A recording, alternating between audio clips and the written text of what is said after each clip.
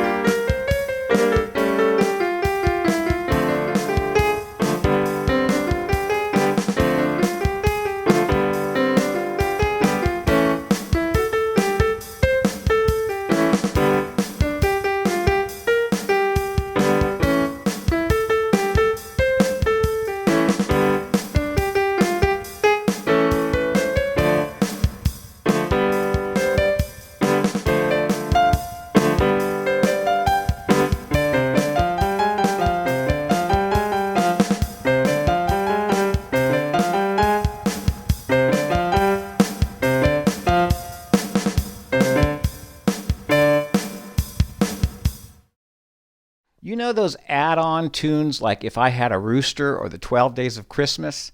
They accumulate objects or animals that they add to each new verse. So you have a partridge in a pear tree, 2 turtle doves, 3 French hens, 4 calling birds, 5 golden rings with each verse that's added on.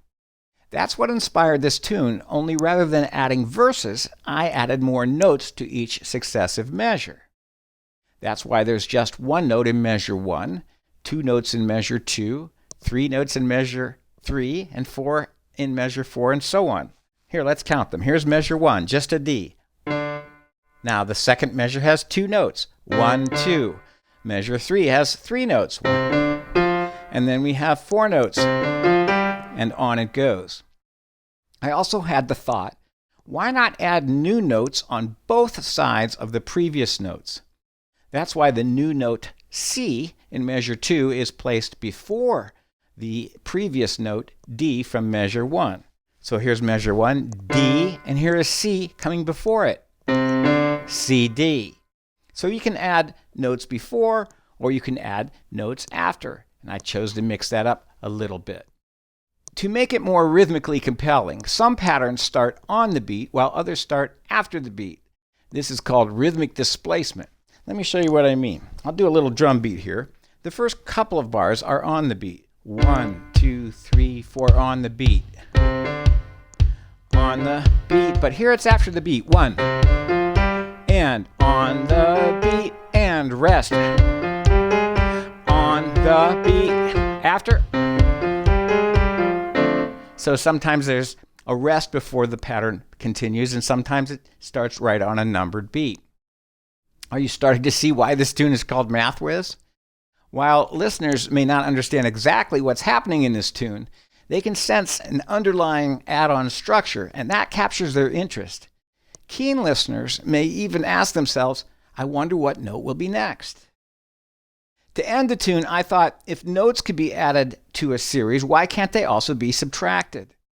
And so that's just what I did, doing at measure 41, 8 notes in the measure, and then 7 notes in measure 42, and then 6, and on down it goes. Let's check that out. 1, 2, 3, 4, 5, 6, 7, 8. 1, 2, 3, 4, 5, 6, 7.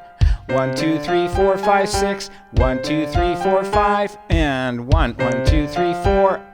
1, 2, 3. 1, 2, 1. Now I'm not counting musical beats there, I'm just counting the actual notes. Now that you understand how Math Whiz is built, I hope it will be easier to learn and maybe even memorize. As it gets into your fingers, look for little ways to make it more expressive. Here's a tip I like to use. To make it more conversational, like I'm telling a story, I like to slightly accent each note in a new series that emphasizes that element of surprise. It's as if to answer a listener asking a question, what note will be next? So I might just play on measure 3, the third note a little louder. Here we go.